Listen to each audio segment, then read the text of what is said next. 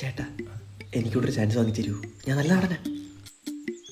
നിന്റെ അടുത്ത് ഞാൻ പറഞ്ഞു എന്റെ പടത്തിൽ ചാൻസ് ഇല്ല എന്ത് കേട്ടാ ചാൻസ് ഇല്ല, സ്ക്രിപ്റ്റ് നോക്കി വരുന്നത് മാറിയില്ല. അല്ല സാറ് വിളിച്ചായിരുന്നു. ലോ തന്റെ അടുത്തല്ലടോ അവന്റെ അടുത്ത്. സാർ ഈ സ്ക്രിപ്റ്റിനകത്ത് എന്തായാലും എനിക്കൊരു റോൾ ഉണ്ട് സാറേ, സാർ ഒന്ന് കേറി വാ. സാർ നമ്മുടെ കഥാപാത്രത്തിന്റെ പേര് ബൈജു എന്നാണ്. ബൈജു ഞാനേ സങ്കല്പിച്ചോ. സാർ ഈ ബൈജു എന്ന് പറഞ്ഞാൽ ഭയങ്കര കാമായിട്ടുള്ള ഒരു വ്യക്തിയാണ്. എടാ കാമടാ ശാന്തം. അതല്ലായിരുന്നില്ലേ? അനിയ സർട്ടിഫിക്കറ്റ് ആക്കല്ലേ. അങ്ങനെ ഈ കാമായിട്ടുള്ള ബൈജുവിന് ഒരു കാമുകയുണ്ട് സാർ.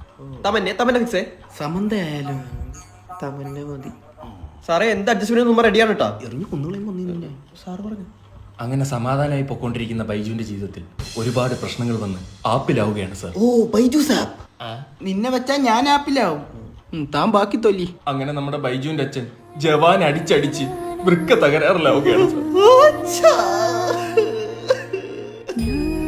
അങ്ങനെ വൃക്ക കിട്ടാണ്ടായപ്പോ സ്വന്തം കാമുകി പോലും അറിയാതെ അവളുടെ വൃക്ക എടുത്ത് അവൻ അച്ഛനെ കൊടുക്കുകയാണ് സാർ.